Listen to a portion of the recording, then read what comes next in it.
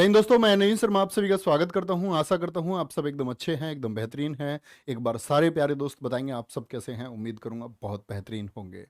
मोनू यादव, फिरोजाबाद, नेहा गौतम, संदीप कुमार, कविपाल, सिंटू, पिल्लू भाई, निशांत, मोनू यादव, विकास यदुवंशी, शुभम कुमार, रेणु यादव, सनी, नवीन, विकास, प्रबुल, हर्षित, सभी प्यारे दोस्तों का स्वागत है। और एकदम दिल से स्वागत है प्यारे बच्चे जीएस के इस प्रैक्टिस सेट नंबर 2 में। बहुत शानदार से प्रश्नों के साथ में बहुत शानदार सा एक्सप्लेनेशन। और याद रख लेना प्यारे बच्चे, हमारे जीएस प्रैक्टिस सेशन जो होगा ये सोमवार से शुक्रवार होगा, यानी आज के बाद जो क्लास होगी वो सोमवार को होगी। और सैटरडे आपको हमेशा इसका रिवीजन करना है इसी 1 घंटे में। कॉपी पे लिख के इस बात को रखो कि इसका प्रैक्टिस सेशन जो है ना, ये सोमवार से शुक्रवार, ये सैटरडे आपको रिवाइज करना ही होगा, ठीक है। और ये हैवी डोज है, ये सिर्फ उसको झेलेगी जो अपनी नौकरी को पाना चाहता है। तो शुरू करते हैं प्यारे बच्चे पहले प्रश्न के साथ में। पहला क्वेश्चन है, वेदांगों के संदर्भ में निम्नलिखित शब्दों में से कौन सा शब्द अनुष्ठान को दर्शाता है। अनुष्ठान को यानी कि कौन सा ऐसा वर्ड है जो रिचुअल्स को बताता है वेदांगों में। अगर हम वेदांगों की बात करते हैं प्यारे बच्चे, वेदांगों की संख्या 6 है। जो कौन कौन से हैं? शिक्षा, कल्प, क्या बोलोगे? शिक्षा, कल्प, व्याकरण, व्याकरण, ज्योतिष, ज्योतिष, और आपका फिर क्या है प्यारे बच्चे? निरुक्त है, जो शब्द शास्त्र मैंने आपको बता रखा है। और छंद है, क्या है? छंद। तो क्या आंसर आएगा? कल्प बताता है। क्या बताता है? कल्प। और ऑप्शन डी सारे प्यारे दोस्तों का एकदम ठीक है। और मेरे दोस्त याद रख लेना आप लोग, वेदांग कितने हैं टोटल? मैंने बोला वेदांग की संख्या है 6। और क्या क्या क्वेश्चन पूछते हैं? ये क्वेश्चन आपका एसएससी का पूछा हुआ क्वेश्चन है। और आपसे पूछे शिक्षा क्या है, तो भैया उच्चारण को किस वेदांग में बताया गया है? प्रोनंसिएशन को, उच्चारण को तो किसमें? शिक्षा में बताया गया है। कल्प में क्या बताया गया है? रिचुअल्स यानी कि अनुष्ठान बताए गए हैं। व्याकरण में प्यारे बच्चे क्या बताया गया है? व्याकरण में आपका शब्द रचना को बताया गया है। शब्द रचना बोले तो वर्ड फॉर्मेशन, क्या बोलोगे? वर्ड फॉर्मेशन को बताया गया है। और प्यारे बच्चे अगर हम बात करते हैं ज्योतिष में, एस्ट्रोलॉजी हो गया, इसमें तो नक्षत्रों आदि की स्थिति को बताया गया है। निरुक्त क्या है? ये शब्दकोश है। क्या है? शब्दकोश है, यानी कि ये डिक्शनरी है, डिक्शनरी है। और छंद क्या होता है? छंद बोलते हैं राइमिंग को, लय को बोलते हैं, ठीक है। कोई दिक्कत? अब मैं आपसे कुछ क्वेश्चन पूछता हूं प्यारे बच्चे, यहां पर ध्यान से बताएंगे आप मुझे कि मैंने आपको बताया वेदों की संख्या कितनी है, कॉमन सी बात फटाएंगे।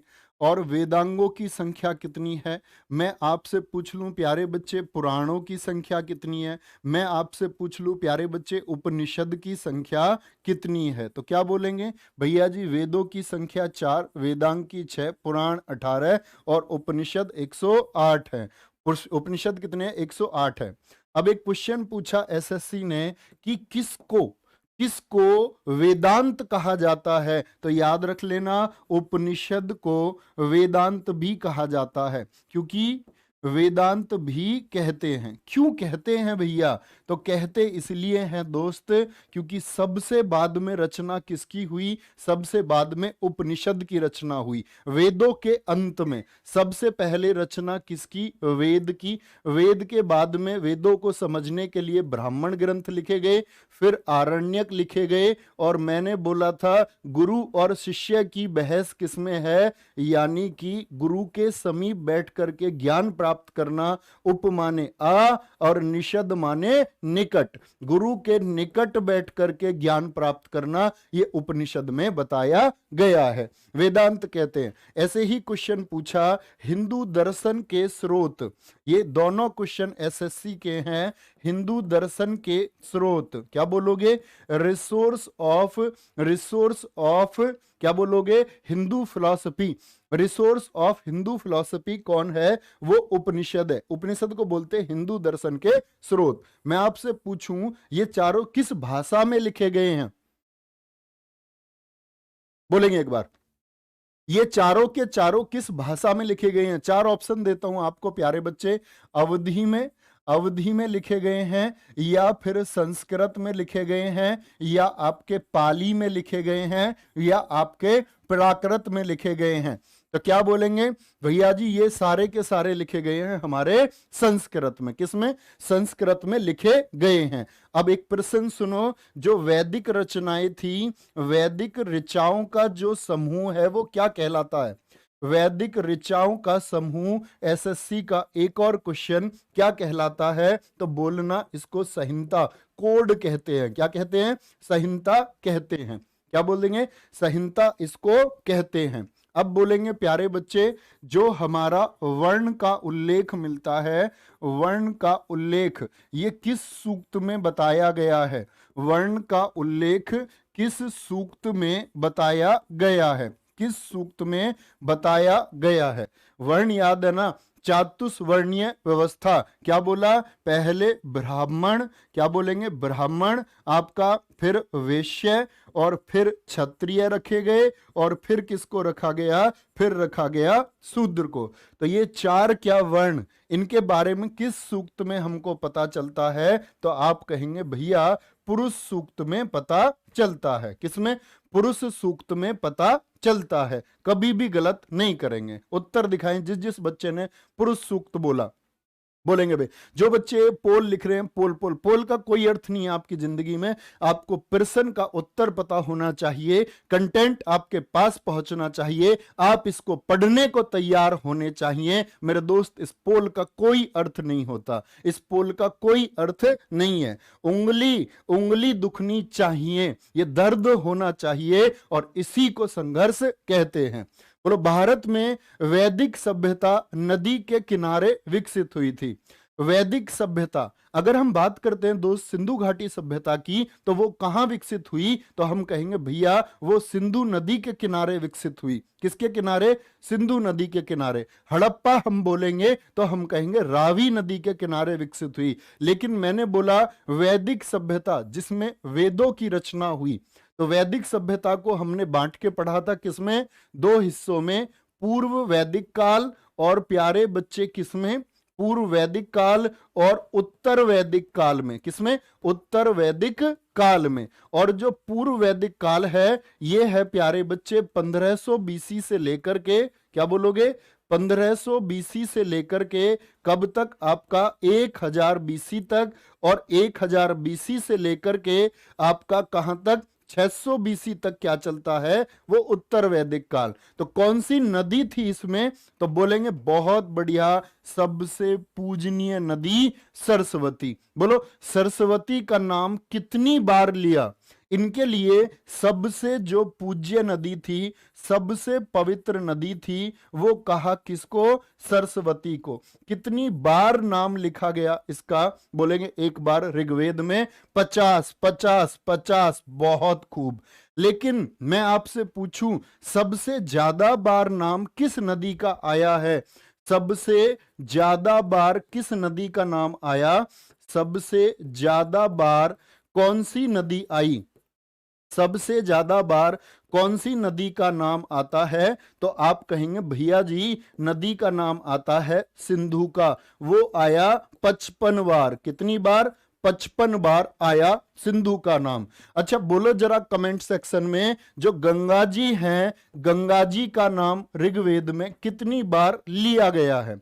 गंगा जी का नाम ऋग्वेद में कितनी बार? तो आंसर आएगा भैया जी 1 बार। यमुना का 3 बार, लेकिन गंगा जी का कितनी बार? सिर्फ 1 बार नाम लिया गया है। अगर ये तो हो गई नदी, हम बात करते हैं देवताओं की। इनके देव कौन कौन से थे? तो क्या बोलोगे? इंद्र थे जी, अग्नि थे, इंद्र, अग्नि और सोम देवता। सोम देवता को ये पूजते थे। इंद्र देवता का नाम कितनी बार आया? 250 बार। और अग्नि देवता का नाम कितनी बार आया? 200 बार। सोम देवता आपसे बोले तो प्यारे दोस्त क्या उत्तर दोगे? भैया जी 114 बार। और ये किस में पता चलता है हमको? जो ऋग्वेद के 9वें मंडल में। याद है ना ऋग्वेद का 9वां मंडल? आज ही मैंने आपको एक नाम बताया था क्लास में, जरा बताएंगे। भारत का पहला कृषि इंजीनियर, भारत का पहला कृषि इंजीनियर, भारत का पहला कृषि इंजीनियर प्रथवन्यू था। कौन था? प्रथवन्यू था आपका। ये हमको चौथे मंडल में पता चलता है, क्योंकि ऋग्वेद का चौथा मंडल किसके बारे में बताता है? कृषि के बारे में बताता है। तो प्यारे बच्चे, कौन से मंडल में? चौथे मंडल में, जो कृषि के बारे में बताता है। कोई दिक्कत, कोई परेशानी? नेक्स्ट आगे आएंगे। निम्नलिखित में से कौन सा शब्द भारत के संविधान की प्रस्तावना में उल्लेखित नहीं है? किसमें? प्रीएम्बल में कौन सा वर्ड नहीं आता है? और प्रस्तावना क्या है? भारतीय संविधान का परिचय पत्र है। जो पूरे संविधान को नहीं पढ़ना चाहता वो क्या करता है? प्रस्तावना को पढ़ करके ये समझ जाएगा कि ये संविधान कहना क्या चाहता है। तो क्या बोलेंगे? कौन सा? उसमें समानता शब्द आता है, समता की बात की गई है, हाँ जी, भाईचारे की बात की गई है, बंधुत्व की बात भैया जी की गई है। सारे बच्चे लिख रहे ऑप्शन बी, तुम सारे गलत हो। बंधुत्व की, फ्रेटर्निटी की बात की गई है, संप्रभुता, सवरिनिटी की बात की गई है, हाँ जी की गई है। आप देखोगे कहीं भी एगैलिटेरियनिज्म यानी समतावाद की बात नहीं की गई है, यानी इक्विलिटी की बात की गई है, फ्रेटर्निटी, बंधुत्व, भाईचारे की भावना की बात की गई है। ठीक है, बंधुत्व का क्या मतलब होता है? भाईचारा ही होता है। सवरिनिटी यानी हम अपने निर्णयों के लिए किसी और से बंधे हुए नहीं है। हम पाकिस्तान से नहीं पूछेंगे अपने किसी डिसीजन को लेते टाइम, ना अमेरिका से पूछेंगे, ना यूएसए से पूछेंगे, ना आपका इंग्लैंड से पूछेंगे। तो अमेरिका यूएसए बराबर बराबर। क्या बोलोगे? संप्रभुता के बारे में बताया गया है। क्या बोलेंगे प्यारे बच्चे? आप कहेंगे समतावाद का भैया जी कहीं जिक्र नहीं आता है। देखें ध्यान से, इसको सीन 2 पर दिखाएंगे एक बार। ये देखो भैया, ये क्या है? ये प्रस्तावना है जिसको हम उद्देशिका कहते हैं। अब यहां से देखना क्वेश्चन क्या क्या बनेंगे मित्र, बड़े गौर से देखना। हम भारत के लोग कहां से लिया गया है? ये प्रस्तावना से लिया गया है। हम इसको, भारत को एक संपूर्ण प्रभुत्व संपन्न, समाजवादी, पंथ निरपेक्ष, लोकतंत्रात्मक गणराज्य बनाने के लिए उसके समस्त नागरिकों को सामाजिक, आर्थिक और राजनीतिक न्याय। क्वेश्चन पूछा जाता है कि प्रस्तावना में कितने प्रकार के न्याय की बात की गई है? तो आपका उत्तर आना चाहिए 3। कौन कौन से? सामाजिक, राजनीतिक, बोलो भी। पूछता है कौन से न्याय की बात नहीं की गई है, तो आपको पता होना चाहिए किसकी बात की गई है? सामाजिक, आर्थिक और राजनीतिक न्याय की बात की गई है। ठीक है, अब दिखेंगे, बस इतना रहने दो, पढ़ लिया आपने। अब आएंगे, आपसे पूछेगा भैया जो ये आपकी, बोलेंगे एक बार प्रस्तावना है, इसमें स्वतंत्रता कितने प्रकार की बताई गई है? न्याय कितने प्रकार के? 3 प्रकार के, सामाजिक, आर्थिक, राजनीतिक। मैं पूछूं स्वतंत्रता कितने प्रकार की बताई गई है? एक बार कमेंट सेक्शन में सारे दोस्त बोल दो भैया 5 प्रकार की बताई गई है। कौन से 5 प्रकार है? देखो ध्यान से, विचार, अभिव्यक्ति, विश्वास, धर्म और उपासना। तो पूछता है तो आप कहेंगे भैया स्वतंत्रता कितने प्रकार की? 5 प्रकार की। समता कितने प्रकार की बताई हैं? 2 प्रकार की, प्रतिष्ठा और अवसर। कितने प्रकार की? 2 प्रकार की। तो प्रतिष्ठा और अवसर। तो कभी भी पूछे न्याय 3, स्वतंत्रता 5 और समता कितने प्रकार की? 2 प्रकार की बताई गई हैं, जो आपको मेरे दोस्त हमेशा पता होना चाहिए। अब हम आगे बढ़ते हैं। आगे बढ़ने पर हम देखेंगे प्यारे बच्चे, जो प्रस्तावना है, प्रस्तावना को संविधान का परिचय पत्र किसने कहा था? बोलेंगे एक बार, संविधान का परिचय पत्र किसने कहा था? संविधान का परिचय पत्र किसने कहा? कौन वो व्यक्ति थे? किसने कहा? तो आपका आंसर हमेशा आना चाहिए पालकी वाला। क्या बोलेंगे? पालकी वाला जी ने कहा इसको संविधान का परिचय पत्र। एक क्वेश्चन आपसे पूछा जाएगा, प्रस्तावना में संशोधन कितनी बार हुआ है? संशोधन कितनी बार हुआ है? तो आप बोलेंगे प्यारे बच्चे 1 बार, 2 बार, 3 बार या फिर 4 बार, या इनमें से कोई नहीं, एक भी बार नहीं हुआ। बोलो तो क्या बोलेंगे? भैया 1 बार हुआ है, वो भी 42वें संविधान संशोधन द्वारा।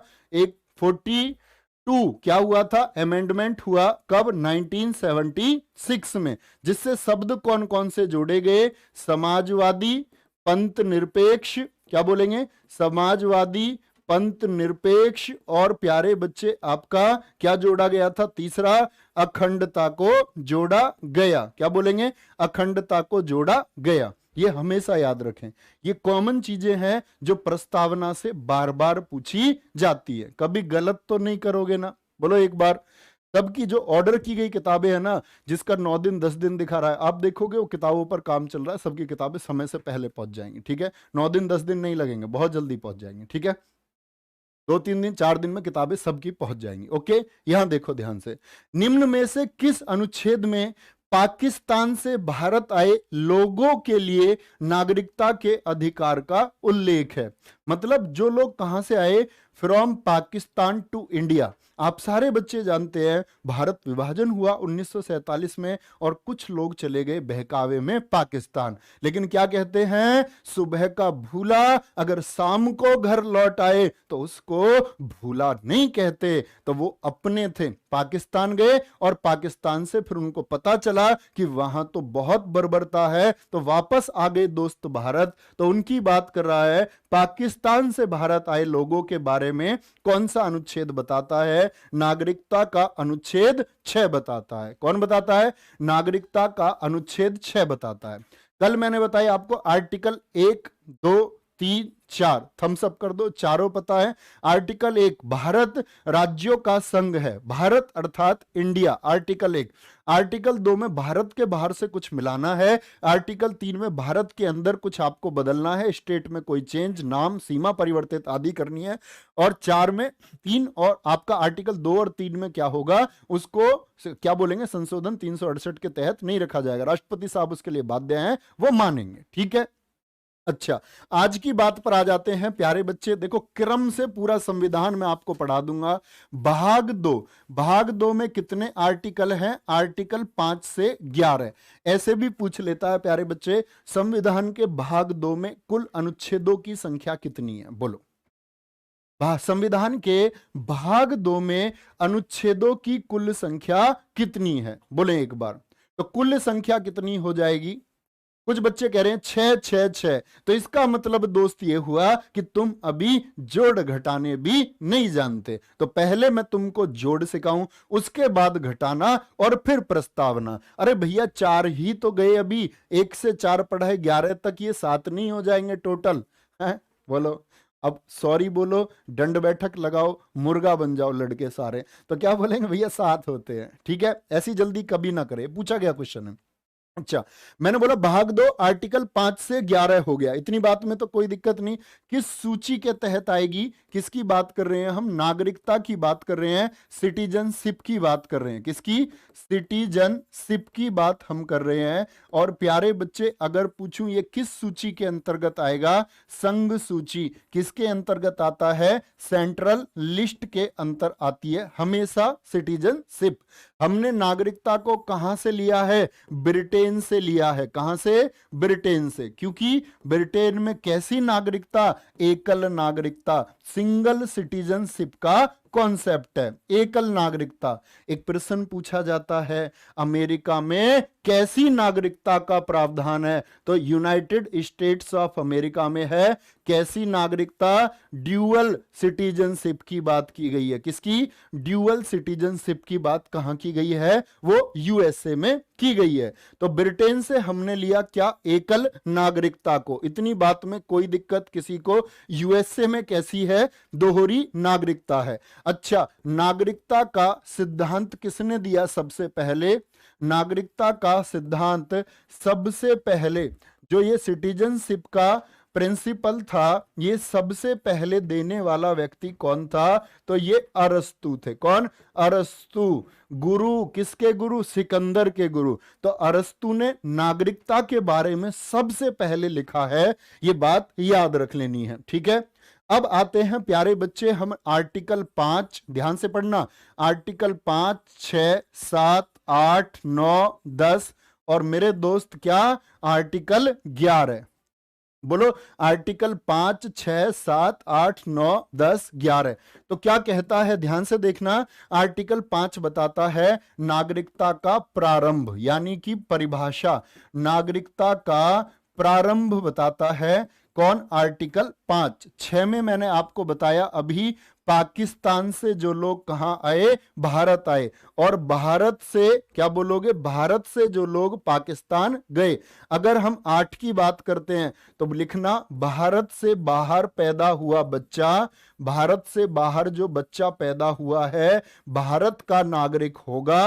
क्या बोलेंगे, भारत का नागरिक होगा, नागरिक होगा यदि यदि माता पिता भारतीय हो। कौन हो, यदि माता पिता भारतीय हो। तो नौकरी के लिए कोई चला गया बाहर, तो ठीक है, तो क्या बोलेंगे, वहां कोई बच्चा पैदा हो गया और उनके माता पिता भारत के नागरिक हैं, उन्होंने भारत की नागरिकता अभी नहीं छोड़ी है, तो वो बच्चा भी क्या होगा, भारत का नागरिक होगा। और प्यारे बच्चे, आर्टिकल 9 क्या कहता है, विदेशी नागरिकता लेने पर, विदेशी नागरिकता लेने पर क्या होगा, बताओ तुम्ही। तो कहीं और की नागरिकता अगर ले लेगा तो भारत में तो एकल नागरिकता, एक जगह की नागरिकता, तो विदेशी नागरिकता लेने पर भारत की नागरिकता क्या हो जाएगी, भारत की नागरिकता दोस्त खत्म हो जाएगी। क्या हो जाएगी, खत्म हो जाएगी, खत्म। और 10 में पूछे प्यारे बच्चे, इसमें बताया गया है नागरिकता का बने रहना। इसका क्या मतलब है भैया, नागरिकता का बने रहना, इसका मतलब है ऐसे समझो कि नागरिकता बनी रहेगी आपकी, आप कोई मूर्खतापूर्ण कार्य नहीं करते हैं। कल को प्रधानमंत्री साहब का काफिला जा रहा है, आपने ईंट लेकर उनके काफिले पर मार दी, तो पता है क्या होगा, तुम्हारी नागरिकता छीन लेगी। मतलब तुम्हारे कोई भी ऐसा कृत्य है जो देश विरोधी गतिविधि में शामिल है, कोई भी ऐसी एक्टिविटी में आप शामिल हैं, तो आपकी नागरिकता ले लेंगे। बोलेंगे भैया तू किसी काम का नहीं है, तो तुम्हारी नागरिकता खत्म हो जाएगी, फिर क्या रहेगा तुम्हारे पास, तो तुम हो जाओगे फिर पागल घोषित। क्या हो जाओगे, पागल घोषित हो जाओगे। आर्टिकल 11 तो याद रख लेना, नागरिकता पर कानून, क्या बोलोगे, नागरिकता पर कानून कौन बनाएगी, वो संसद बनाएगी। और कौन से मंत्रालय के अधीन है नागरिकता, होम मिनिस्ट्री के अधीन है, गृह मंत्रालय के अधीन है, बहुत पूछी जाती है मिनिस्ट्री। तो कौन से मंत्रालय के अधीन है, बोलेंगे एक बार, तो कौन से मंत्रालय के, गृह मंत्रालय के। और प्यारे बच्चे, नागरिकता पर कानून बनाने का अधिकार किसको है, वो आपका क्या बोलेंगे, वो भैया जी किसको है, संसद को है। अच्छा मुझे बताएं, नागरिकता अधिनियम कब आया था, नागरिकता अधिनियम, सिटीजनशिप एक्ट कब आया था, तो याद रख लेना, नागरिकता अधिनियम 1955 में आया। इसमें संशोधन कब हुआ था, पहली बार अमेंडमेंट इसमें कब हुआ था, ये हुआ था आपका प्यारे बच्चे 1986 में, पहली बार 1986 में संशोधन हुआ। इतने 1955 वाला ही चलता रहा। अब आगे एक क्वेश्चन शामिल करूंगा आपके लिए कभी, जिसमें मैं बताऊंगा नागरिकता प्राप्त करने के कितनी विधि है, 5, और नागरिकता खत्म होने या बोलेंगे नागरिकता से वंचित होने या खत्म होने के कितने प्रकार है, वो 3 है। तो प्राप्त करने की विधियां 5 हैं और नागरिकता खत्म होने की विधियां 3 है। इनके लिए कल की क्लास में क्वेश्चन मिलेगा और इसको एक्सप्लेन कर देंगे। तो पूरा नागरिकता से संबंधित कोई भी प्रश्न आपकी परीक्षा में आएगा वो बन जाएगा, कोई दिक्कत की बात नहीं है। नेक्स्ट है, भारत में लाल मिट्टी सामान्यतः कौन से क्षेत्र में पाई जाती है, भारत में लाल मिट्टी कौन से क्षेत्र में पाई जाती है, केवल पूर्वी क्षेत्र में, केवल दक्षिणी क्षेत्र में, दक्षिणी पठार के पूर्वी और दक्षिणी भाग में, ठीक है, या इनमें से कोई नहीं। तो आंसर आएगा दक्षिणी पठार के पूर्वी और दक्षिणी भाग में। ये दक्षिणी पठार कहां है भैया, तो अगर मैं दोस्त बात करूं आपसे भारत की, तो भारत का ये जो सतपुड़ा के दक्षिण का भाग है, ये सारा क्या है आपका, ये दक्षिण का पठार है, जिसको दक्कन पठार कहते हैं। 7 लाख वर्ग किलोमीटर में फैला हुआ ये पठार है। तो ध्यान से देखो दोस्त, ध्यान से देखना मिट्टी को, इसको सीन 2 पर दिखा दो भैया एक बार। तो देखो पर्वतीय मिट्टी कहाँ है, ऊपर। मरुस्थलीय मिट्टी यानी जिसको हम बोलते हैं राजस्थान वाली, ब्लू कलर में जो है ये जलोढ़ मिट्टी है, ठीक है। काली मिट्टी देखो ये महाराष्ट्र वाली हो गई। रेड कलर की क्या है, ये लाल मिट्टी है। तो देख सकते हैं आप लोग ध्यान से, ये दक्षिणी पठार के दक्षिण में भी है और पूर्व में भी है। ऐसे ही बनाते हो ना रीजनिंग में दिशा, north, south, east and west. तो क्या बोलोगे, पूरब में भी है और जी दक्षिण में भी है। तो दक्षिणी पठार के इधर स्थित है। ऐसे ही प्यारे बच्चे अगर मैं आपसे बोलूं कि जो मिट्टी है, तो हम कर रहे हैं मिट्टी का अध्ययन। तो याद रख लेना मिट्टी का अध्ययन क्या कहलाता है मेरे दोस्त, मिट्टी का अध्ययन कहलाता है पेडोलॉजी। इसी को बोलते हैं मृदा विज्ञान। क्या बोलोगे, मिट्टी का अध्ययन क्या, पेडोलॉजी। जो आपका क्या बोलेंगे, ICAR, क्या बोलेंगे, ICAR, Indian council for agriculture research. ICAR के अनुसार भारत में कितनी मिट्टी है, 8 प्रकार की मिट्टी है। कितनी मिट्टी है भारत में, कभी भी क्वेश्चन पूछा जाए क्या बोलोगे, 8 प्रकार की मिट्टी है भैया। 8 प्रकार ये कौन कौन से हैं, इसमें नंबर 1 जलोढ़। आज आपको सिर्फ नाम बता देता हूं, अगले स्टेप पे अगली जानकारी पे बढ़ेंगे। जलोढ़ जो सबसे ज्यादा क्षेत्रफल पर 43% पर है। जलोढ़ के बाद में प्यारे बच्चे फिर लाल मिट्टी आती है। लाल मिट्टी क्या बोलोगे, ये 18% पर है। और तीसरा काली मिट्टी, जिसको हम रेगुड़ मिट्टी, कपासी मिट्टी, ये सभी मैं आपको बताऊंगा, ठीक है। और चौथे पर क्षेत्रफल के अनुसार आती है लेटराइट मिट्टी, जो चाय के लिए, ये बात भी मैं आपको बताऊंगा। पांचवी आपकी प्यारे बच्चे पर्वतीय मृदा है। कौन सी, पर्वतीय मृदा है। छठी आपकी मरुस्थलीय मिट्टी है। कौन सी, मरुस्थलीय मिट्टी है। और सातवीं है आपकी प्यारे बच्चे लवणीय मृदा, जिसको क्षारीय मृदा भी हम कहते हैं। और छठी है हमारी कौन सी, आठवीं बोलेंगे अब तो, पीट या फिर दलदली मृदा है, जो दलदली है। तो 6 तो ये, और पर्वतीय और मरुस्थलीय। तो अभी नाम याद रखें और क्षेत्रफल याद रखें, सबसे ज्यादा किसका है, 43। देखो ना जलोढ़ का ब्लू कलर जो है, ब्लू कलर गंगा के दोआब में, मैं आपको किसी दिन बताऊंगा कि जलोढ़ में बांगर और खादर भी होती है, बांगर और खादर भी होती है। नेक्स्ट है, निम्नलिखित में से किस नदी का उद्गम मध्य प्रदेश से होता है। बोलो भाई कौन सी नदी है जिसका उद्गम मध्य प्रदेश से होता है। मेरे प्यारे दोस्त एक बार जरा ये कमेंट सेक्शन में थम्स अप करके बताओ, मजा आ रहा है या बस ऐसे ही चल रहा है कि प्रश्न का आप सिर्फ उत्तर बता रहे हो और हम आगे चल रहे हैं। यानी कि इस 1 घंटे में क्या हम 20 प्रश्न पढ़ रहे हैं या हम कुछ सीख पा रहे हैं, एकदम बेसिक से एकदम रिलेट करते हुए हम सीख पा रहे हैं। और सीखने का यही तरीका होता है, क्रम से पढ़ोगे सब कुछ, आप इसी सेट को लगाओगे, अगले महीने खुद को कहीं और पाओगे। तो देखना तुम इस बात को। तो उद्गम मध्य प्रदेश से होता है। अगर हम महानदी की बात करें, महानदी की बात करते हैं जिसको छत्तीसगढ़ की गंगा कहा जाता है, छत्तीसगढ़ की गंगा कहा जाता है, जो उड़ीसा का शोक कहलाती है। क्या कहलाती है, उड़ीसा का शोक, क्योंकि बाढ़ आ जाती है इसमें। लेकिन ये महानदी कहां से निकलती है, तो प्यारे बच्चे याद रख लेना, ये सिहावा, सिहावा जो रायपुर डिस्ट्रिक्ट है हमारा, कहां का, छत्तीसगढ़ का, यहां से निकलती है। कहां से, छत्तीसगढ़ से निकलती है। अगर हम बात करते हैं प्यारे बच्चे ताप्ती नदी की, किसकी, ताप्ती की, ताप्ती निकलती है आपकी मुल्ताई की जो पहाड़ी है, क्या बोलोगे, बैतूल डिस्ट्रिक्ट है, बैतूल जिला, कहां का, हमारा मध्य प्रदेश का, यहां से निकलती है हमारी ताप्ती नदी। और भारत की जितनी भी नदी हैं, आप अपने पास वाले उस बड़े नहर को सोचो, वो कैसे बहती है। आपको अपने घर से पता है ना, सूर्य किधर निकलता है, वो पूरब है, जिधर छिपता है वो पश्चिम है। तो सारी नदियां भारत की मैक्सिमम कैसे बहती हैं, भारत की नदियों की बहने की दिशा होती है वेस्ट टू ईस्ट। कोई भी देखो आप, मैक्सिमम कैसे बहेंगी, पश्चिम से पूर्व। लेकिन प्यारे बच्चे ये जो ताप्ती है ना, ये बहती है पूर्व से पश्चिम। क्या बोलेंगे, पूर्व से पश्चिम। और ऐसी बहने वाली 2 नदियां और याद रखें, नर्मदा और माही, क्या बोलोगे, नर्मदा और माही, ये भी विपरीत दिशा में बहती है। ऐसे ही राजस्थान की एक लूनी भी बहती है, ठीक है।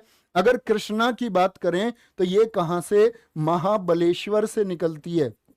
कहां से प्यारे बच्चे, महाबलेश्वर, जो पड़ता है पश्चिमी घाट पर महाराष्ट्र में। लंबाई है कृष्णा की, कभी मत भूलना, 1400 किलोमीटर। क्या बोलेंगे, 1400 किलोमीटर। गोदावरी 1465 किलोमीटर लंबी ये नदी कहां से निकलती है, नासिक से। नासिक कहां, नासिक में भी त्र्यंबकेश्वर जो पहाड़ी है, त्र्यंबकेश्वर पहाड़ी महाराष्ट्र से निकलती है, ठीक है। अगले क्रम में हम लोग पढ़ेंगे किसके बारे में प्यारे बच्चे, अगली बार प्रश्न आएगा आपका सहायक नदियों से, और इसी तरह में नदियों का हर एक प्रश्न, फिर बांध, और प्यारे बच्चे फिर झरनों से बनने वाले एसएससी के विशेष प्रश्न हम सभी करते चले जाएंगे।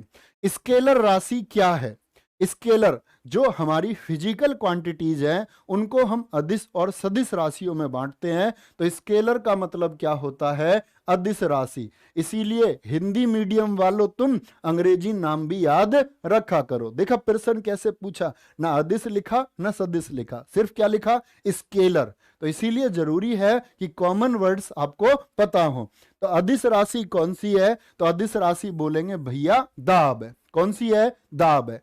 ऐसे ही प्यारे बच्चे अदिश राशि कौन सी होती है, जो बिना दिशा के होती है। कैसे होती हैं, बिना दिशा के होती हैं। अच्छा, आप गए चीनी लेने तो क्या कहोगे दुकानदार से, ऐसे ही तो कहोगे भैया 5 किलो चीनी दे दो। ऐसे तो नहीं कहते 5 किलो चीनी मुझे उत्तर दिशा में दे दो, है ऐसा तो नहीं है कोई। तो क्या बोलेंगे, भैया ये 5 किलो यानी कि द्रव्यमान, इसके लिए किसी दिशा की जरूरत नहीं पड़ती। अच्छा, क्या बोलेंगे, तो ऐसी राशियां जिनमें दिशा की आवश्यकता ना हो वो क्या होती हैं, अदिश होती हैं। क्या होती हैं, अदिश होती हैं। तो अदिश राशि याद करो प्यारे बच्चे, क्या बोलेंगे, चाल, क्या बोलोगे, स्पीड, डिस्टेंस, दूरी की हम बात कर रहे हैं, मास, द्रव्यमान की हम बात कर रहे हैं, ठीक है, आयतन, वॉल्यूम की हम बात कर रहे हैं, आयतन, और टाइम की हम बात कर रहे हैं, ताप की बात है। ऐसे तो नहीं कहते 3 बजे उत्तर दिशा में बज रहे हैं, कार्य, और प्यारे बच्चे विद्युत धारा। अरे भैया ये तो इतने सारे कैसे याद करें, दाब, ऊर्जा, ना जाने कितने हैं भैया, क्या क्या याद करना आपको पड़ेगा। अब सुनो ध्यान से, अब मेरी बात सुनो ध्यान से, मैं एक चीज लिखने जा रहा हूं, सदिश राशि, और फोकस करना मेरे दोस्त किस पर, कुछ याद करने की आवश्यकता नहीं है, वे और बे पूरे होने चाहिए, वे और बे पूरे होने चाहिए। ध्यान से सुनना, वे और बे क्या होने चाहिए, पूरे। जैसे मैं बोल दूं वेग हो गया वेग, बल हो गया बल, संवेग हो गया, क्या हो गया, संवेग। और संवेग कोई सा भी हो, रेखीय संवेग या फिर कोणीय संवेग, ठीक है। वेग हो गया, विस्थापन हो गया, अरे देख रहे हो भैया, नहीं देख रहे हो, विस्थापन हो गया, ठीक है। अब बात आ गई विद्युत धारा घनत्व की, क्या, विद्युत धारा घनत्व की बात आ गई। मैं बोल दूं चाल प्रवणता, क्या बोल दूं, चाल प्रवणता, तो बोलो भैया क्या हो जाएगा। ये क्यों बता रहे हो भैया वे और बे, मेरे दोस्त याद रख लेना, जिसमें वे और बे आए, वे और बे आए, वो क्या हो जाती हैं, आपकी सारी की सारी सदिश हो जाती हैं। लेकिन 2 एक्सेप्शन केस क्या है वे और बे के, एक तो दाब और एक विद्युत धारा। दाब और विद्युत धारा, इनको छोड़ करके बाकी वे की सब क्या है, सदिश, और बाकी क्या है, अदिश। बोलो, आंखें बंद करो, कोई भी एक राशि का नाम लो, आप बता दोगे। क्या बोलोगे, आप बता दोगे। आगे चलेंगे भैया, जो लोग द्विफोक्सी लेंस लगाते हैं उनमें पाया जाता है, जो लोग द्विफोक्सी लेंस, कितने फोकस का, डबल फोकस का लेंस लगाएंगे, तो मोतियाबिंद वाले, दूर दृष्टि दोष वाले, निकट दृष्टि दोष वाले, या जरा दृष्टि दोष वाले। हिंदी मीडियम वालों याद रख लेना, जरूरी नहीं है निकट दृष्टि दोष लिख करके दे, ये मायोपिया लिख करके दे सकता है, तो याद कर लो। क्या बोलोगे, याद कर लो, ठीक है, कोई दिक्कत। अच्छा, तो कौन से में लगाएगा द्विफोक्सी लेंस, ये जरा दृष्टि दोष में लगाता है। निकट दृष्टि दोष में क्या होता है कि निकट की चीज क्या दिखेगी, निकट की चीज तो दिखती है साफ, ठीक है। दूर दृष्टि दोष में क्या होता है, दूर की चीज कैसी दिखेगी, साफ दिखेगी। कैसी दिखेगी, साफ दिखेगी। जरा दृष्टि दोष में क्या हो जाता है, जरा, जरा बोलते हैं हिंदी में किसको, बुढ़ापे को। जब सठिया जाओगे तुम्हारा भी आएगा एक दिन, ठीक है। तो क्या बोलोगे, जरा दृष्टि दोष। जरा हिंदी का वर्ड है जिसका मतलब है जीर्ण अवस्था, बुढ़ापा। इसमें ना तो निकट साफ दिखता है, ना दूर साफ दिखता है, ना निकट साफ ना दूर साफ दिखता है। फिर करे क्या। अब बड़ा आसान से प्रश्न बनते हैं कि निकट दृष्टि दोष में अवतल लेंस लगा दो। कैसा, अवतल लेंस, पतला लेंस लगा दो, जो कैसे होता है, बीच में से पतला, किनारों पर मोटा। दूर दृष्टि दोष में क्या लगा दो भैया, उत्तल लेंस लगा दो, जिसको मोटा लेंस हम कहते हैं। मोटा लेंस मतलब कि किनारों पर पतला और बीच में मोटा लेंस होता है। भैया इसका क्या करें फिर, जरा दृष्टि दोष का। भैया इसमें दोनों की दिक्कत हो गई तो दोनों लेंस लगा दो, इसीलिए बोलते हैं द्विफोकस। तो इसमें कौन से लगते हैं, द्विफोकस, यानी उत्तल भी और अवतल भी। भैया एक एक आंख में लगता है क्या, नहीं। ऐसे चश्मे नहीं देखे तुमने, आधा लेंस ऐसा, आधा लेंस ऐसा और आधा ऐसा, बोलो देखा नहीं। तो जब आपको दूर की दिक्कत है तो ऐसे पढ़ लो, आपका किसमें, आप उत्तल से पढ़ लेंगे। निकट की दिक्कत है तो ऊपर से पढ़ लेंगे। बात को समझे, ऐसे चश्मे देखे हैं, इसको बोलते हैं हम उभयावतल। क्या बोलेंगे, उत्तल प्लस अवतल लगा देंगे, कोई दिक्कत कोई परेशानी। लेकिन प्यारे बच्चे हमेशा याद रख लेना, जो निकट दृष्टि दोष की बात मैं आपसे कर रहा हूं, तो लेंस तो हमको याद होते हैं। ऐसा ही एक रोग और होता है, याद रख लेना, एक और रोग होता है हमारा अबिंदुकता। क्या बोलोगे, अबिंदुकता। और होता है हमारा, जिसको हम बोलते हैं एस्टिगमेटिज्म। क्या बोलेंगे, उसको बोलते हैं हम एस्टिगमेटिज्म बोलते हैं। और इसमें कौन सा लेंस लगता है, लेकिन पहले समझो कि ये होता क्या है। देखो जिसको ये रोग हो गया, उसको जो प्यारे बच्चे क्षैतिज चीजें हैं जो इस दिशा में रखी हुई हैं वो तो दिखती हैं ठीक, जो ऐसे हैं।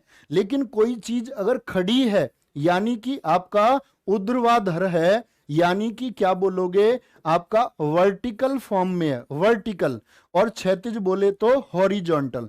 तो हॉरिजॉन्टल को तो देख लेता है, लेकिन जो वर्टिकल है वो कैसी दिखती है, वो उसको टेढ़ी सी दिखती है, या तो ऐसी दिखेगी या इधर को। मतलब कि आप समझो कि आपके सामने कोई आ रहा है और वो तुमको ऐसे दिखे आता हुआ, ऐसे। तो अब क्या इलाज करें भाई इसका, इसका क्या इलाज करें। तो उन्होंने बोला ये तिरछा ऐसे या ऐसे। तो ऐसे आ रहा है अगर दिखते हुए, तो उसकी विपरीत दिशा में ऐसा लेंस लगा देते हैं, तो उसको जो तिरछा है वो सीधा दिख जाता है। तो तिरछा सीधा दिख जाएगा, उस लेंस को हम बोलते हैं बेलनाकार लेंस, सिलेंड्रिकल लेंस। कौन सा लेंस लगाएंगे, बेलनाकार लेंस, यानी कि सिलेंड्रिकल लेंस हम लगाएंगे। अब आएंगे बात पर कि निकट दृष्टि दोष जो है इसका कारण क्या है भैया। तो याद रख लेना, निकट दृष्टि दोष में गोलक क्या हो जाता है, गोलक बढ़ जाता है। गोलक क्या हो जाएगा, गोलक बढ़ जाएगा। और प्यारे बच्चे जो फोकस दूरी है, फोकस दूरी है वो घट जाएगी। और प्यारे बच्चे जो इमेज है ना, जो चित्र है वो आगे बनता है, किससे, रेटिना से आगे बनता है। चित्र कैसे बनेगा, रेटिना से आगे बनेगा। ये पूछे जाते हैं सभी, तो पूछेगा निकट दृष्टि दोष में जो प्यारे बच्चे गोलक है वो क्या हो जाएगा, बढ़ जाएगा। और दूर दृष्टि दोष का इसका उल्टा कर लो, इसमें गोलक घट जाएगा, फोकस दूरी बढ़ जाएगी। कोई दिक्कत कोई परेशानी, आगे आएंगे। नेक्स्ट है, किसे राइट निम्नलिखित में से किस खनिज का अयस्क है। बोलेंगे भाई फटाफट से, बोलो भाई, किसे राइट निम्नलिखित में से किस खनिज का अयस्क है। बोलेंगे एक बार, तो क्या कहेंगे, मैग्नीशियम का है क्या, पोटेशियम का है क्या, लोहे का है क्या, फिर चांदी का है। तो ये होता है किसे राइट, MgSO4 इंटू H2O। तो किसका है, मैग्नीशियम का है। किसका हो जाएगा भैया, मैग्नीशियम का अयस्क हो जाएगा। अब मैग्नीशियम के अयस्क आप लोग याद रखें, तो एक तो होता है मैग्नीशियम का मैग्नेसाइट। भैया जी इसको तो याद करने की जरूरत नहीं है, क्योंकि इसमें पहले से ही मैग्ने आ रहा है। मैग्ने, मैग्नेसाइट, MgCO MgCO3 होता है। ऐसे ही प्यारे बच्चे आपका डोलोमाइट याद रख लेना, क्या बोलोगे? डोलोमाइट हो गया, MgCO3 इंटू CaCO3। अब यहां विशेष बात क्या है, ध्यान से सुनना। ऐसा कौन सा अयस्क है जो कैल्शियम का भी और मैग्नीशियम का भी अयस्क होता है? तो मैग्नीशियम का भी और कैल्शियम का भी कौन सा होता है? डोलोमाइट। ठीक है, मैग्नीशियम का भी और कैल्शियम का भी। ऐसे ही प्यारे बच्चे मैं आपसे बोलूं, एप्सम साल्ट कॉम्पिटिटिव एग्जाम में सीधे सीधे क्वेश्चन पूछ लेता है। एप्सम साल्ट का फॉर्मूला क्या है? MgSO4 इंटू 7H2O है। ठीक है, कार्नेलाइट किसका अयस्क है? कार्नेलाइट किसका अयस्क है? KCl into MgCl2 into 6H2O। तो देखो मैग्नीशियम का भी है और K4 पोटेशियम का भी है। तो ये किसका है? पोटेशियम का भी है। तो याद रख लेना पोटेशियम का भी है कार्नेलाइट। कोई दिक्कत? गुरुजी कल कुछ बताने वाले थे, आज बताऊंगा दोस्त, पढ़ते रहो बस। ठीक है, ऐसे ही लोहे के याद रख लेना, हेमेटाइट, हेमेटाइट, मैग्नेटाइट, आज जरूर बताऊंगा आपको। हेमेटाइट, मैग्नेटाइट और सिडेराइट, क्या बोलोगे? सिडेराइट और आयरन पायराइट, ये किसके हैं? आयरन पायराइट ये लोहे के हैं। ठीक है, और चांदी का अकेला याद रख लेना तुम, मोस्ट इंपोर्टेंट करके, अर्जेंटाइट होता है। कौन सा होता है? अर्जेंटाइट होता है। ठीक है, ऑक्सीजन युक्त रक्त के माध्यम से हृदय से बाहर बहता है। बोलो भी फटाफट से, बोलेंगे भाई सर जी थोड़ा कम पढ़ाएं, अभी नया पढ़ना शुरू किया है, तो नया लिखना तो शुरू नहीं किया। आप अपना स्टॉक बनाते रहे और पढ़ते रहे, जो आपकी क्षमता है उसके हिसाब से पढ़ते रहे। लेकिन मैं सोचूंगा ना प्यारे बच्चे कि आपने नया पढ़ना शुरू किया है, तो मैं आपको पहले 4 लाइन पढ़ाऊं, फिर कल 6 लाइन, कल 8 लाइन, तो पेपर चला जाएगा और तुम्हारे नंबर आएंगे पेपर में 40। कितने आएंगे? 40 आएंगे। और 40 में भी अब दुगने कर लो, 2 नंबर का हो गया, तो अब आएंगे तुम्हारे 80 नंबर। फिर तुम ताक झांक करोगे और फिर वापस मुझी को मैसेज करोगे कि तुमने कुछ पढ़ाया नहीं। ठीक है, आ जाओ। ऑक्सीजन युक्त रक्त के माध्यम से हृदय के बाहर बहता है, तो क्या बोलेंगे? वो अरोटा है। क्या बोलोगे? ऑक्सीजन युक्त रक्त आता है अरोटा से बाहर। क्या बोलेंगे? अरोटा से बाहर आता है। तो मैंने क्या बोला? ये जो जंगल है ना, ये जो जंग है, और ये जो जंगल है, इसमें टिकेगा वही जिसके अंदर क्या बहता है? उबलता हुआ ब्लड बहता है। हम ही वो लोग बनेंगे, सेलेक्ट वही होंगे जो देश की इन सीमाओं पर इस उबलते, इस खौलते हुए खून से खड़े होंगे। हमको एक भी कमजोर ब्लड अपनी बॉर्डर पे नहीं चाहिए। जो यहां कमजोर है, जो बैठ के पढ़ नहीं पा रहा है, वो सीमा की रक्षा नहीं कर सकता। हम कंपटीशन को इतना बढ़ाएंगे कि ये कमजोर सारे घर रह जाएंगे, और जो उबलते खून वाले हैं, जिनके अंदर एक जुनून है, वो सीमा पर पहुंच जाएंगे।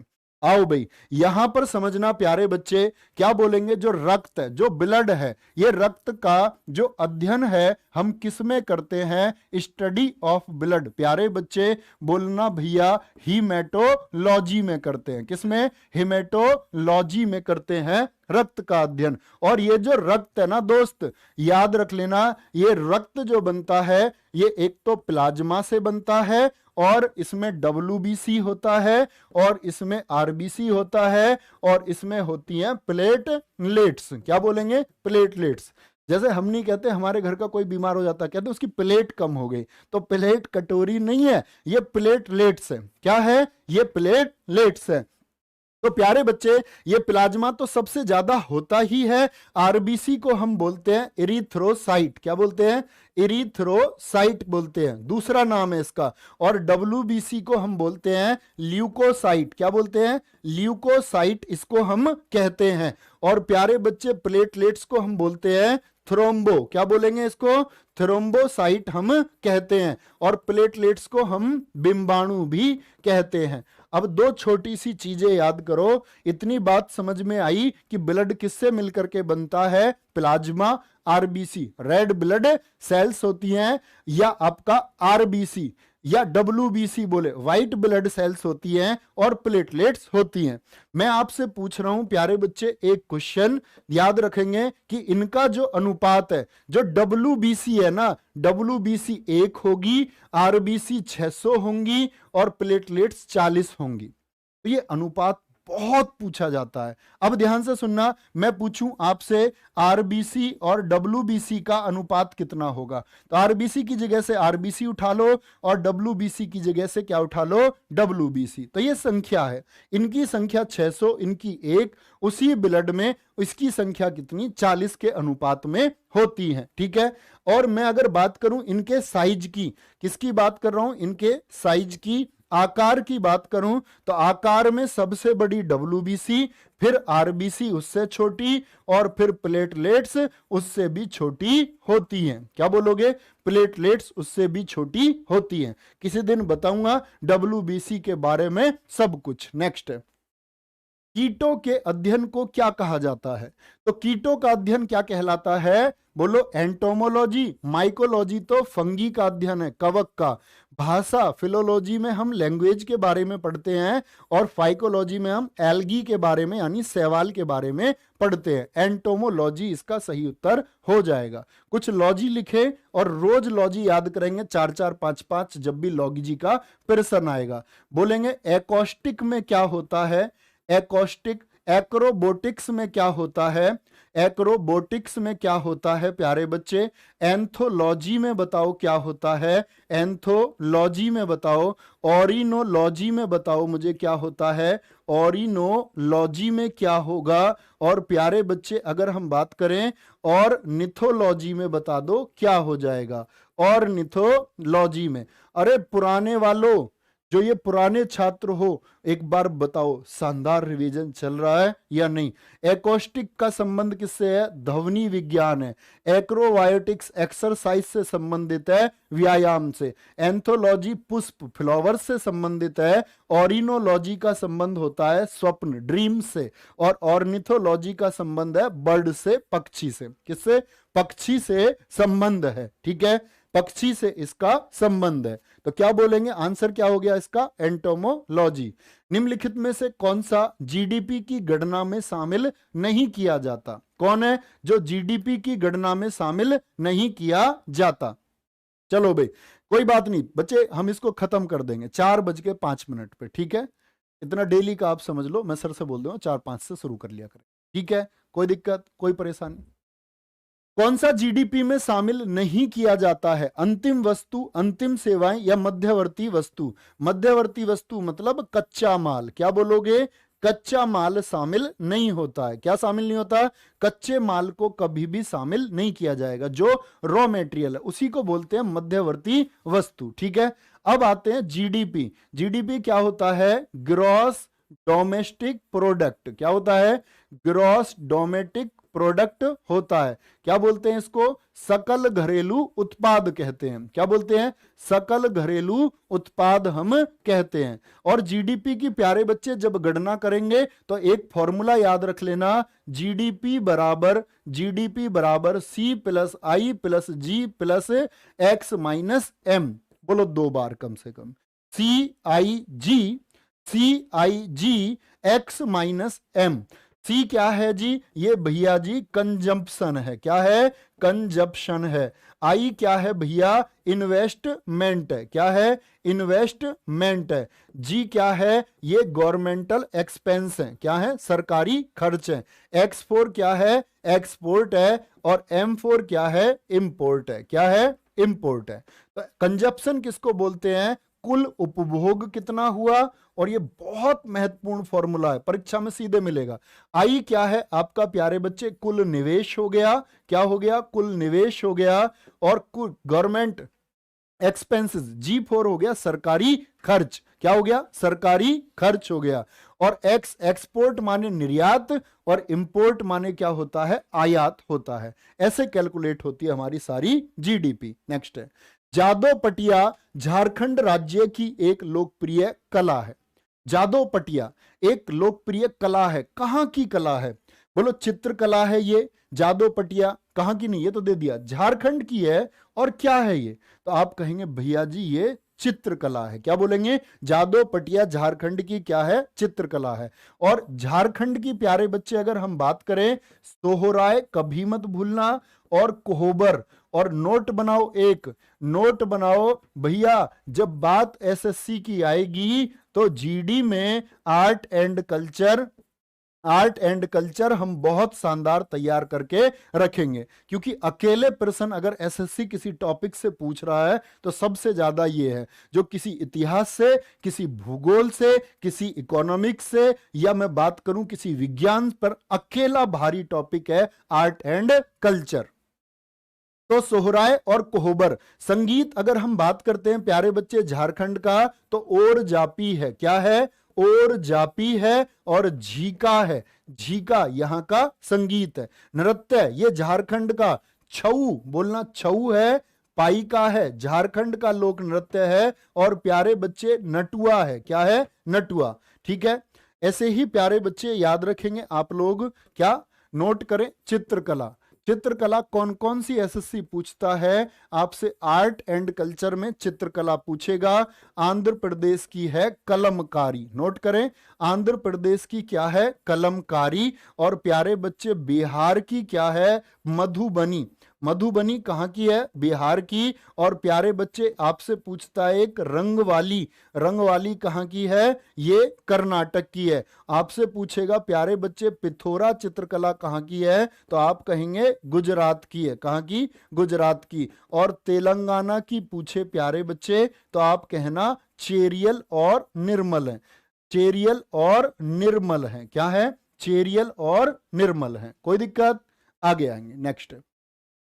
रऊफ और हिकात रिक्त स्थान के नृत्य रूप है। तो रऊफ और हिकात कहां के हैं? ये जम्मू कश्मीर के हैं। क्या बोलोगे? जम्मू कश्मीर के हैं।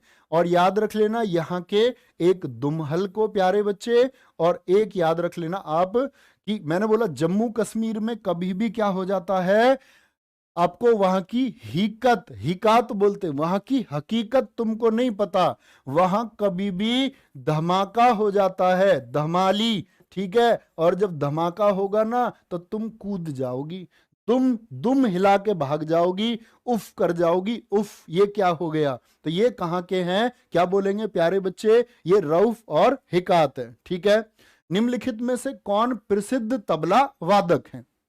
बोले भैया, बोलेंगे भाई फटाफट से, बहुत शानदार। निम्नलिखित में से कौन सा प्रसिद्ध तबला वादक, अभी बात करूंगा मैं तुमसे 2 मिनट में, पहले प्रश्न बनाओ। तो प्रसिद्ध तबला वादक हरि प्रसाद चौरसिया जी हैं क्या? तो बोलोगे भैया जी ये तो बांसुरी बजाते हैं, बांसुरी। भीमसेन जोशी ये तो शास्त्रीय गायक हैं। कौन है ये? शास्त्रीय गायक है। अल्लाह रखा खान ये कौन है? प्रसिद्ध तबला वादक हैं। और याद रख लेना लतीफ खान भी हैं प्रसिद्ध तबला वादकों में, और साथ में आपका फयाज खान भी हैं। कौन है? फयाज खान भी हैं। कौन है? फयाज खान भी हैं। टीएन कृष्णन ये वायलिन के लिए जाने जाते हैं प्यारे बच्चे। किसके लिए? वायलिन के लिए इनको जाना जाता है। वायलिन में और नाम याद करें आप, एल सुब्रमण्यम, बोले एल सुब्रमण्यम। और प्यारे बच्चे डॉक्टर डी एन राजन, ये किसके लिए जाने जाते हैं? ये वायलिन के लिए इनको जाना जाता है। नेक्स्ट है, चोखोर बाली के लेखक हैं।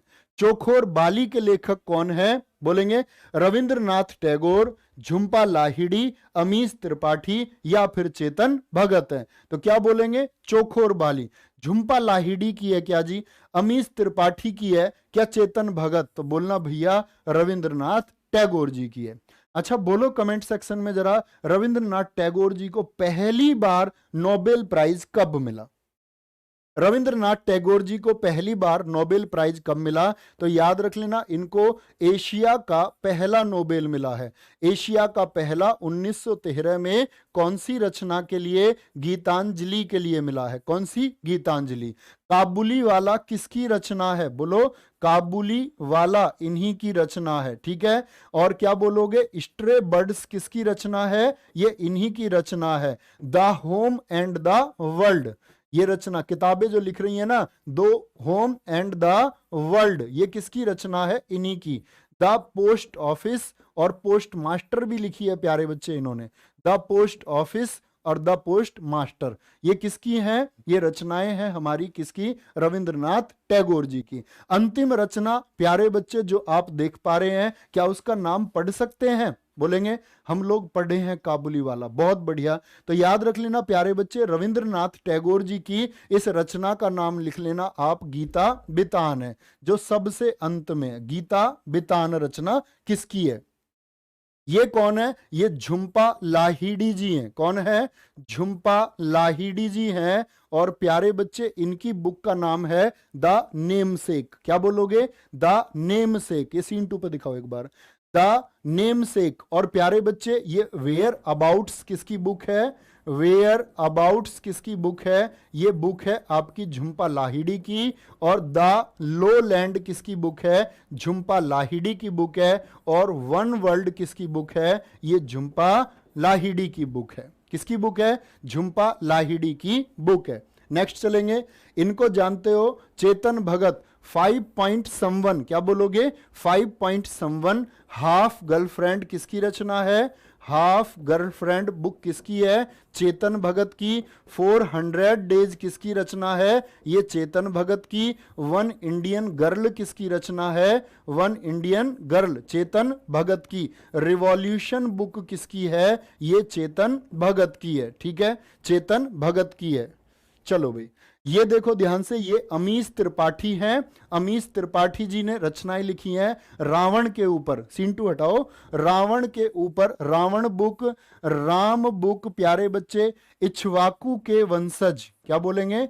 इक्ष्वाकु के वंशज बुक किसकी है? वो इन्हीं की है। ठीक है, और याद रख लेना वायु पुत्रों की शपथ। क्या बोलेंगे? वायु पुत्रों की शपथ। क्या बोलेंगे? ओथ ऑफ वायु पुत्राज। आगे देवदत्त पट्टानायक, इनकी बुक याद रख लेना माई गीता। क्या बोलोगे? ये कौन है? देवदत्त जी हैं। नाम नोट करें, देवदत्त पट्टानायक हैं। माई गीता और जया बुक किसकी हैं? ये इनकी हैं। ये कौन है जी? ये अमीश त्रिपाठी हैं। अमीश त्रिपाठी। और इनकी एक रचना याद रख लेना आप, मेलुहा के मृत्युंजय। क्या बोलेंगे? मेलुहा के मृत्युंजय, इमोर्टल्स ऑफ मेहुला। क्या बोलेंगे? Immortals of Meluha. ठीक है, आगे चलते हैं। भारत में सुशासन दिवस किसके जन्मदिन पर मनाया जाता है? तो सरदार वल्लभ भाई पटेल जी के जन्मदिन पर एकता दिवस। क्या बोलेंगे? एकता दिवस आपका 31 अक्टूबर को। अटल बिहारी वाजपेयी जी के जन्मदिन पर मनाया जाता है प्यारे बच्चे सुशासन दिवस। कब? आपका 25 दिसंबर को। और जवाहरलाल नेहरू जी के लिए बाल दिवस मनाया जाता है। बाल दिवस। क्या बोलेंगे? बाल दिवस मनाया जाता है। कोई दिक्कत? वर्षा गुजर RWA, बहुत शानदार उत्तर। बोलो भाई, पहला T20 क्रिकेट विश्व कप को किसने जीता था? किसने जीता था? वेस्ट इंडीज ने, भारत ने, ऑस्ट्रेलिया ने, या फिर न्यूजीलैंड ने जीता था? तो वेस्ट इंडीज की अगर बात करूं तो 2 बार जीता है, 2012 और 2016। लेकिन पहला जीता था किसने? भारत ने। महेंद्र सिंह धोनी कौन थे? हमारे कप्तान थे। और आज हमारी कैप्टनशिप पता नहीं कैसी हो गई। तो यहां पर पाकिस्तान को हराया था हमने। और यह संस्करण कहां हुआ था? साउथ अफ्रीका में हुआ था। कहां पर? साउथ अफ्रीका में हुआ था। और 5 रनों से तब हमने पाकिस्तान को क्या कर दिया था? पेल दिया था। और ऑस्ट्रेलिया ने पिछला वाला ही जीता 2021 में। भारत ने सिर्फ एक बार जीता है। और मुझे बताएं, जो आईपीएल बोल रहा हूं, जो आपका T20 वर्ल्ड कप का अभी जो संस्करण चल रहा है, ये कौन सा संस्करण है?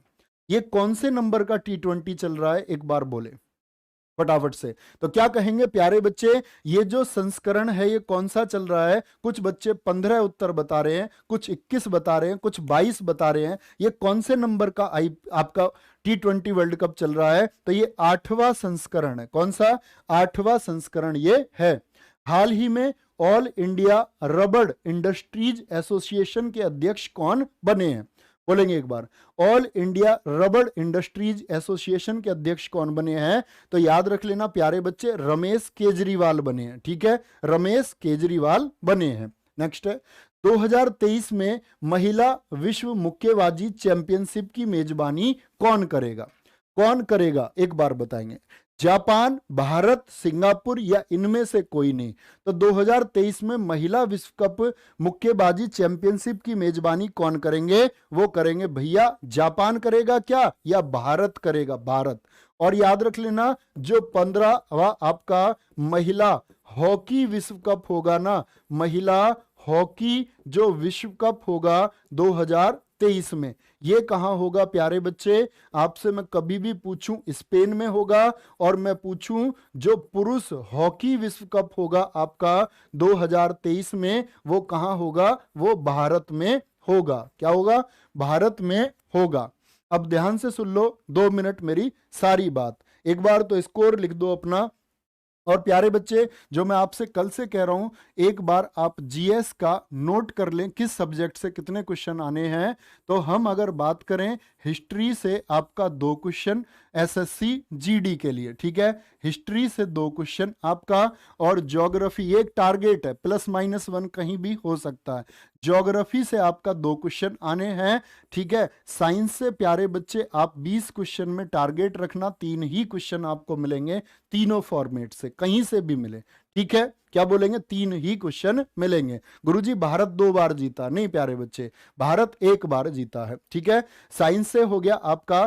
पॉलिटी से प्यारे बच्चे आपका 2 क्वेश्चन का आप ये एक बैलेंस माने, ठीक है। इकोनॉमिक्स से आप प्यारे बच्चे, इकोनॉमिक्स से आप प्यारे बच्चे 2 क्वेश्चन का, और करंट अफेयर्स से आपको प्यारे बच्चे कितने? 2 क्वेश्चन मिलने वाले हैं।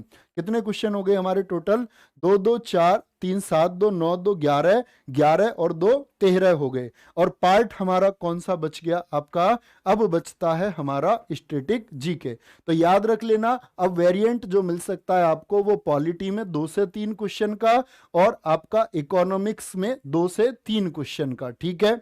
बाकी करंट अफेयर्स 2 से 3 क्वेश्चन का, और बाकी बचता है आपका स्टैटिक जीके का पार्ट, जो सबसे ज्यादा एसएससी पूछती है। तो ये बात आप लोग याद रखेंगे, ठीक है। कोई दिक्कत, कोई परेशानी?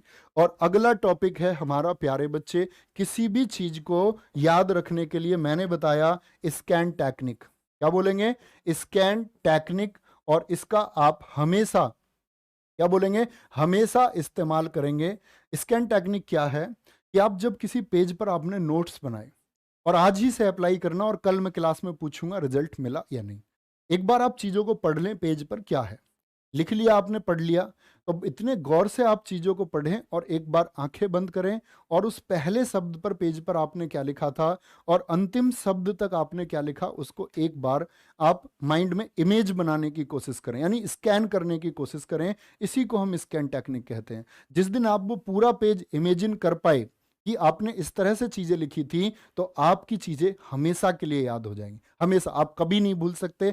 आज ही अप्लाई करना, ठीक है, बहुत अच्छे से, और कल आप बोलोगे भैया इससे बेहतर कुछ नहीं है, जो सच में अप्लाई करेगा। ख्याल रखिए, ठीक है अपना, मिलते हैं कल, बाय बाय, टेक केयर, जय हिंद, जय भारत, जय मां सरस्वती।